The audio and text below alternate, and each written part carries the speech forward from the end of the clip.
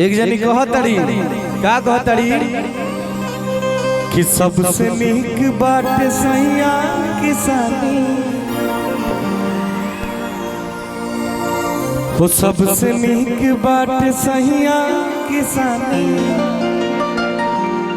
खुशी बाटे रहुआ घरवे में बहानी कि मुँह मारो कमैला के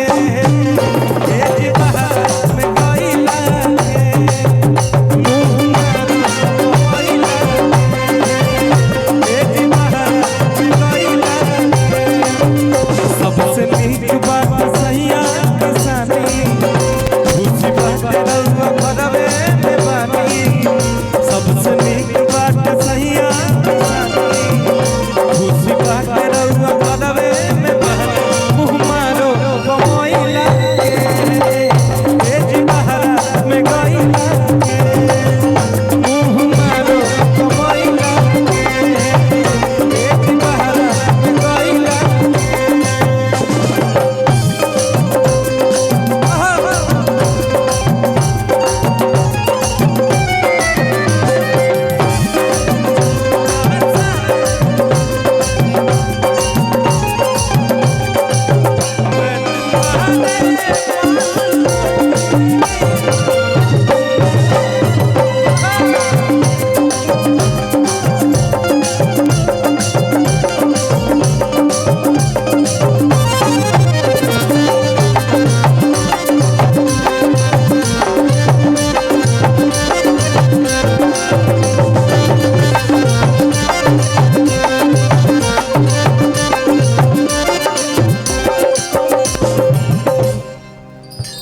कहली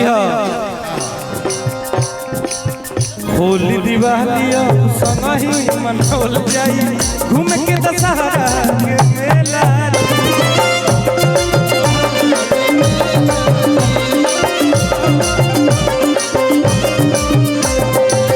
खेती बाड़ी के जिम्मेवारी बबारी बाबा के पड़ेला अकेला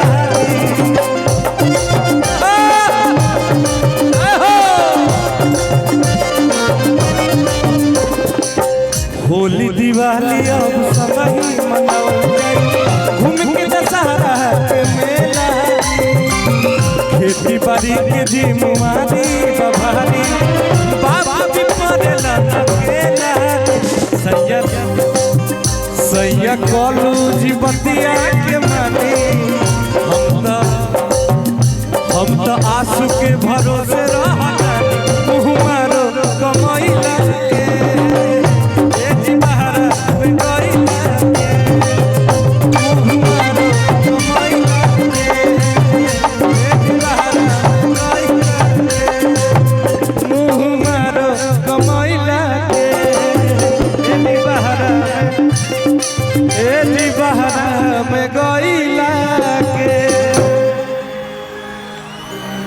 वाह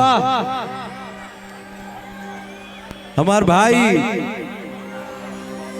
अरविंद अकेला कल्लू जी एक बार जोरदार ताली बाजे के चाहिए भाई लोग हाँ वाह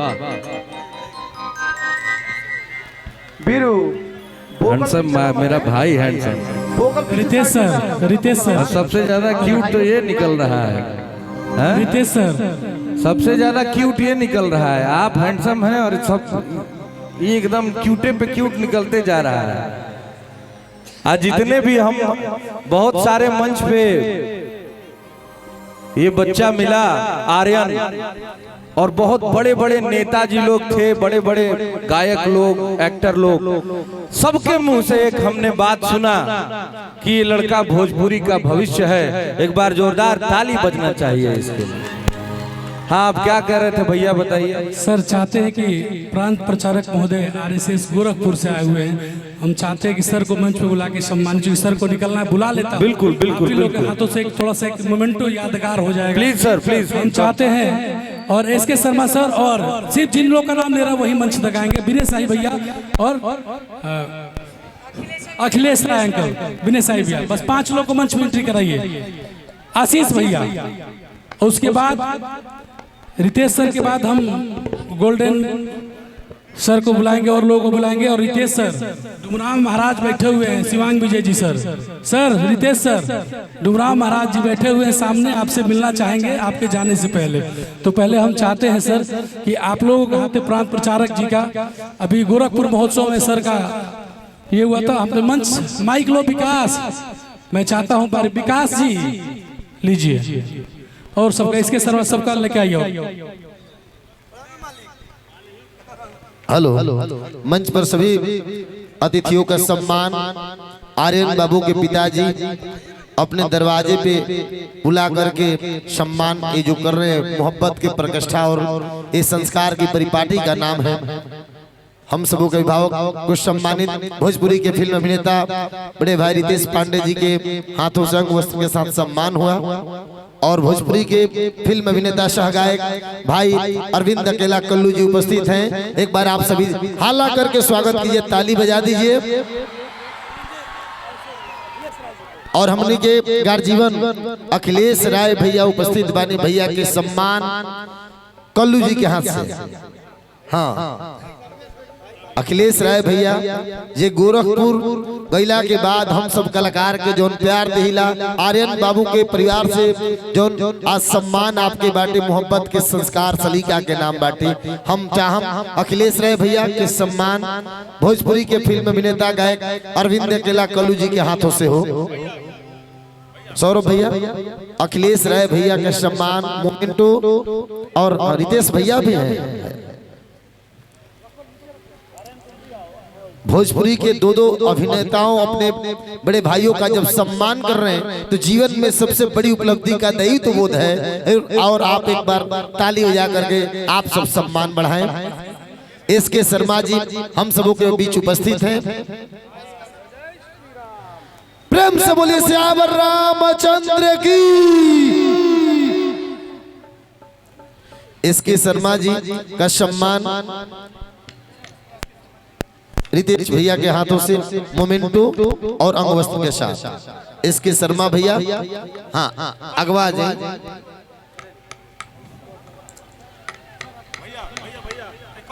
हाँ कल्लू जी इसके शर्मा भैया जी का सम्मान करें।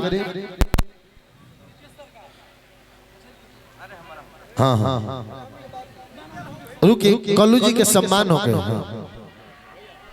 गार्जीवन के द्वारा भोजपुरी के फिल्म अभिनेता सहगायक भाई अरविंद अकेला कल्लू जी के सम्मान आज मां जौहरी महोत्सव एवं आर्यन बाबू के जन्मदिन में आज अपने ग्राम में बुला करके जो सम्मान कर रहल बानी, ये पता चलता है कि प्रेम और संस्कार के परिपाटी के नाम बा। आर्यन बाबू के पिताजी के बहुत बहुत धन्यवाद। आशीष भैया का सम्मान, भैया का स्वागत करता हूँ इस मंच के माध्यम से। मंच तक आए आशीष भैया, बड़े भैया आशीष भैया हम सब के बीच उपस्थित हैं।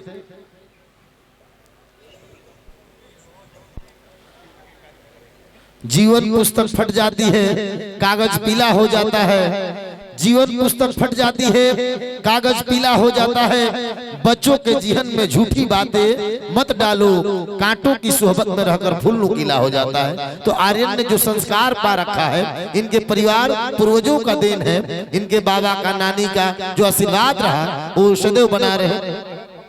आर पंकज भैया के सम्मान, आइए भैया, वो तो आशीष भैया के सम्मान बड़े भैया के हाथों से अंग वस्त्र मोमेंटो के साथ आए। भोजपुरी के प्रख्यात गीतकार हमने के बड़का भैया आर पंकज भैया उपस्थित बानी, मोमेंटो के साथ सम्मान। हाँ। ये जो शख्स हैं, इनके शब्दों से इन लोगों का आवाज जब आप तक पहुंचता है तो कर्णप्रिय बन जाता है। पर्दे के पीछे